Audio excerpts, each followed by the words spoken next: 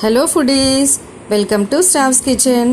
నేను ఈరోజు మీకు మునగాకు కారప్పొడి ఎలా చేసుకోవాలో చెప్పబోతున్నాను.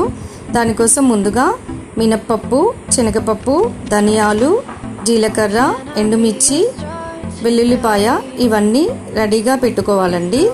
తర్వాత మునగాకు, కరివేపాకు ఇవన్నీ వాష్ చేసి శుభ్రంగా పక్కన పెట్టుకోవాలి. 2 కప్పుల మునగాకుకి 1 కప్పు కరివేపాకు కొలత తీసుకోవాలండి.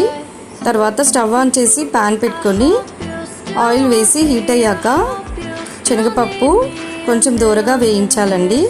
తర్వాత మినపప్పు మంటని లో ఫ్లేమ్లో పెట్టుకొని దూరగా వేయించాలండి.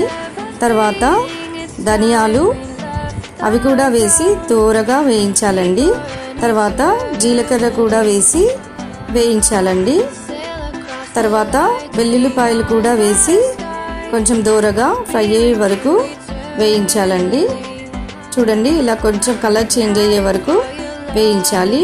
తర్వాత ఎండుమిర్చిని కూడా వేసి ఒక 1 మినిట్ అలా వేయించాలండి.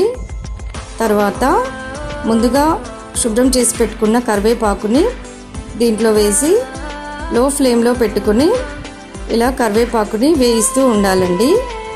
కరివేపాకు క్రిస్పీగా అయ్యి గలగలమనే వరకు వేయిస్తూ ఉండాలండి.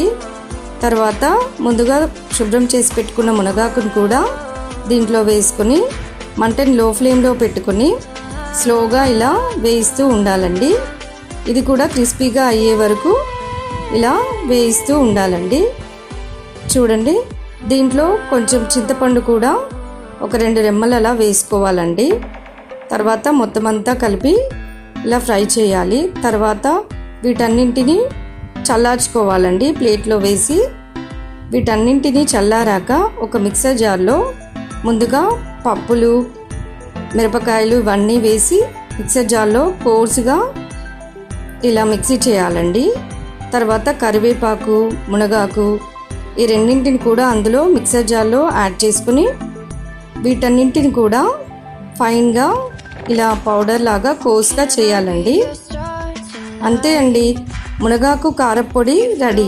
దీన్ని వేడి అన్నంలో నెయ్యి వేసుకొని పప్పు కానీ ఆమ్లెట్తో కానీ సర్వ్ చేసుకుంటే బాగుంటుంది. Thank you for watching.